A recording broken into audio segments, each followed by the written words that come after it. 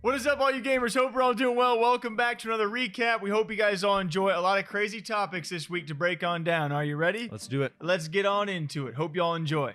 And there's some huge news out there. Yes, ironically so, actually bigger than Tim the Tatman's news we talked about just weeks prior. That's going to be Nickmercs signing the biggest streaming deal ever between a streamer and a platform. Of course, we all talked about it this past week. We talked about it last couple of weeks because, well, it was quite surprising for a lot of people out there with him staying on Twitch. I would say probably a bigger and shorter deal if I had to argue, but still bigger. Definitely a big deal as we see so many people switching over to YouTube. We knew that Twitch was going to have to fire back at some point, and Nickmercs was probably the best option they had for that. And as far as we know, he seems to be hinting at a few things. We don't know the details of the contract. Unfortunately, we know it's a big deal, but we also know that he's hinting at them taking care of Infam, being involved with the Gauntlet, being involved with the barbecue moving forward. So it seems like a really great deal for Nick and his community. Yeah, and certainly Twitch has lost a lot. When you really think about with Lupo, what they lose is the charitable aspect, the kind of family man aspect. You know, every year doing $1 million to St. Jude's personal donation, that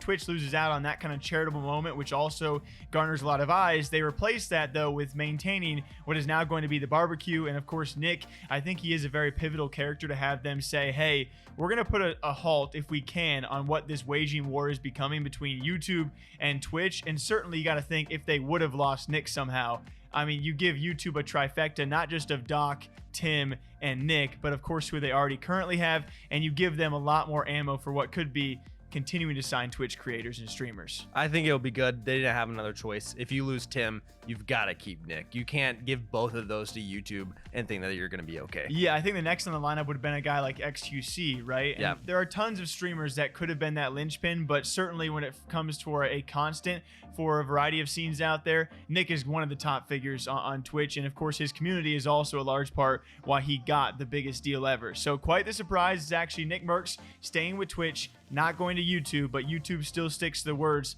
they are not done yet. Warzone streamer Joe Woe, a guy that we love around here, had a great discussion this past week, which I think needs some more light shed on it. He was actually talking to a hacker and asking him a lot of questions. We've seen a lot of streamers talk to hackers and find out what it cost and why they do it and their motives and beyond. And this is definitely one of the funnier conversations that any streamer's had with a hacker in Warzone. Like, who cheats of like the streamers that you watch or no? I mean, come on, you can't tell me no recoil Huskers cheat, no recoil Swags cheats. I mean, you can't tell me they don't. I can listen to me. I can guarantee you they don't. It's a weird combination because he was both a hacker and a accusationer, I guess you could say, where he believes that everyone else is hacking too, so he's like, I'm gonna do it as well. And excuse the accent here, but the man had one of the thickest country accents I've heard in a while, and he's sitting there talking to Joe, and Joe says, well, who do you think's hacking at this point? And he says, well, you can't tell me that no recoil Huskers and no recoil Swag aren't using hacks. And Joe sits there and he says, well, actually, I can tell you those guys definitely don't use hacks. It's so funny. Yeah, you know, it's a real weird time in gaming where Warzone and Call of Duty is obviously so big, where you're going to find a lot of people, and we've seen it, right? Accusations fly a mini out there towards just about any top streamer, and any top player has accusations against them. And I feel like when you get towards some areas of the world where you're limited to only watching videos of accusations, you don't really see the wider sphere of the fact these are pro players. A lot of them pro Warzone players or pro Call of Duty players. But at the end of the day, when it comes to this stuff, I just sit back, I have fun with it, I wait for the anti-cheat, and if there is someone that is that big that's caught, we're gonna be the first people to talk about it. And I think I'm coming out of this, I just thought the whole thing was amusing. Like you said, you kind of just have to sit back and enjoy it. And I hope this could be so entertaining if we could see Joe just interviewing like accusation people or hackers, but it's in a weird space where people are now using hacks because they think that streamers use hacks. Yeah. And so you're becoming the bad guy in the situation that you're accusing the streamers of being. It's a wild ride. Yeah, it's certainly a wild scene. We'll see if the anti-cheat actually does work, or if this whole Warzone accusation thing keeps on being a problem. And the Warzone news, it does continue. Some of the bigger news this past week. Yeah, we talk a lot about ZLaner, usually for accusations. This one is not quite that, but in a tournament, a $30,000 tournament with FaZe Kalei as his partner. It was a 2v2 event, and unfortunately so, ran into some conflict against an opposing duo because of some disruption in the comms. This actually came down to a kill race. It was a tiebreaker. It was a very, very close between these two teams, and unfortunately, it was actually the opposing duo who thought that they had been killed by a hacker. They take to in-game comms to voice that. It disrupts Kalei, who's trying to get her kill, and likely ZLaner and Kalei would have advanced. Unfortunately so, it's the admins not allowing time to dispute this, and they give the dub to the opposing team, despite the opposing duo saying, hey, like, we should reset, we should rerun it. I was just telling Jay that I'm probably gonna hop off pretty soon, so I might just maybe rip a game or two and call it after that. I've just been we kind of just got absolutely railed out of a $30,000 tourney, so I'm kind of just in the mood to chill. Yeah, man. Let us dispute so that we would have played that back for sure. Even the enemies even the We're enemy down? yeah, even they were down, but the organizers, because they just didn't take the time, they already Wow. moved on to their next match. Wild. Yeah, it's pretty crazy for sure. I've never Sad that there's no space to kind of rectify those issues in the moment because they just move so quickly. Let me preface what I'm about to say with, I understand from their point of view, it must have been so frustrating. Like in the moment, and I think they handled it really well. They just went on Twitter, but didn't like rage about it or anything. They said they understood, but of course frustrating to lose out on a chance at what, 30K because place, of something 16K, like yeah. this. And so I understand that, but from the outside looking in, it's a little bit entertaining to me. The fact that you could get messed up by someone else being so loud and like screaming on comms about a hacker, and then that interrupted your gameplay. I think if I'm the person who was being loud in that situation, I would have just been like both kicking myself and laughing at myself. Yeah, I mean, it's a weird situation to be in that you probably never thought you would be in, because Warzone is so odd in the terms of varieties of tournaments they have, and of course not just in formats but also in prize pools. And if you're a TO, obviously this falls in the TO. It does not fall on ZLaner and Kalei. It does not fall on the opposing duo. They both, saw each other's side. They understood. Right. They apologized and went on their own way. But if you're a tournament organizer who's only used to so many things occurring, and then all of a sudden this happens, and it was a 13-hour event, so it was Right. already being dragged on. At the end of the day, neither Kalei or ZLaner actually dragged this too much, but you can imagine how it feels to be kind of screwed out of $30,000. I know you and me would be quite upset. Definitely, I'd say so. So the Warzone drama does continue. This week's victims, unfortunately, FaZe Kalei and ZLaner. We got to hit you guys with some more esports news. It's tough to cover because there's not usually too many dramatic topics out there that everyone wants to hear about. And this one might not be any different because it's really unfortunate. Really sucky situation in the CSGO scene, as unfortunately it was during a major qualifying match, as we are trying to get those last teams qualified for the upcoming CSGO major in PGL. It's going to be amazing. Not so amazing for Triumph Gaming. At the point of us recording, I believe they still have matches left, but one in particular against Evil Geniuses.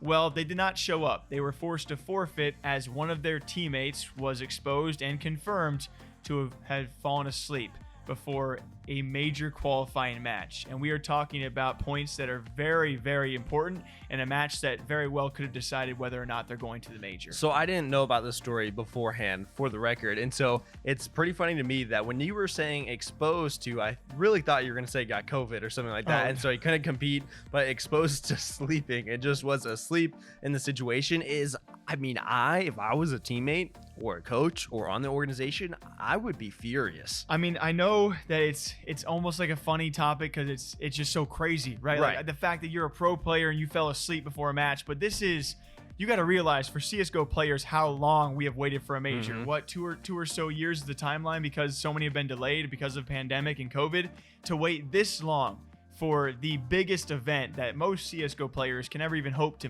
make it to. It's a big thing, not just sticker money, not just qualifying, not just major prize pool, but for an organization, and especially these players who have grinded likely since they were teenagers, to all come down to a deciding match. And it, I believe, was 6 p.m.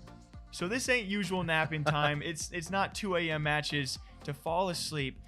But it makes you think there's been moments like this before. A notorious one would be Wardell has also done it back in the day, and for CS:GO. A ton of Fortnite pros too. I remember we'd see where their teammates would sleep in, they get in trouble. I think one question I have for clarification, this was obviously not an in-person event where they're all in their own, I mean, he's in his college dorm or, you know, wherever, in his room at home, in the basement, asleep on the couch waiting. But clearly, because otherwise if it was a team house, I would imagine they would have gone upstairs and said, hey, Ronnie, you know, that's not his name, by the way. I don't even know if I want to name names. I kind of just feel bad at this point. We've seen it before. Obviously, the very last is we don't know personal situations. Right. A lot goes on in people's lives. I think Snacks from the CS:GO scene was one person who did this in the past. He had a medical condition. So we don't know what people are going through. It could be, you know, a lot of things. Obviously, no matter what, though, there is borderline no excuse, because you really feel bad at the end of the day for his teammates and his team. So we'll see if Triumph can actually pull it back, or a pro player falling asleep cost him everything. Quite obviously, the biggest news this past week has been going around is the biggest streaming leak, well, that we've ever covered.